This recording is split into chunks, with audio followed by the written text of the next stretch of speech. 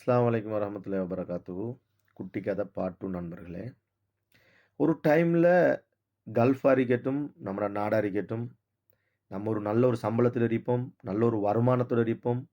எல்லாருக்கும் சதுர உதவி, பண உதவி, நிறைய உதவிகள் செய்யக்கூடிய ஒரு சந்தர்ப்பம் ஒவ்வொரு மனிதன்ட வாழ்க்கையிலயும் அது ஒவ்வொரு டைம்ல அமையும். அந்த டைம்ல இவன் கூட்டாளியா, பழகினவனா, நட்பா, ஊர்க்காரனா, ஊர் இல்லாதவனா, யாருன்னு பார்க்கறதுக்கு நமக்கு மனசு வராது. எல்லாருக்கும் உதவி செய்ய சந்தர்ப்பம் ஒன்று இறைவன் தருவான். எல்லாருக்கும் உதவி செய்வோம்.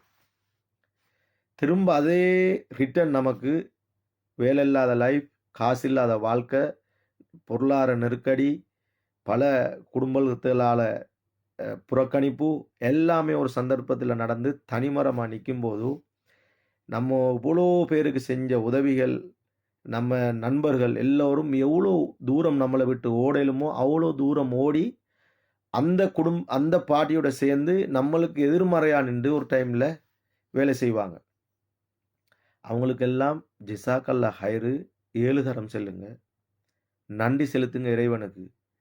காரணம் என்னன்னு சொன்னா, 45, 50 வயசுல இந்த மாரி ஒரு வலிய நம்மளால தாங்க இயலா. ஒரு 30 வயசுல இந்த மாரி ஒரு வலிய தாங்கக்கூடிய சக்திய இறைவன் நமக்கு தந்திருக்கான்னு சொன்னா, அத விட பொறுமதி இந்த உலகத்துல எதுவும் இல்ல. யோசிச்சு பாருங்க.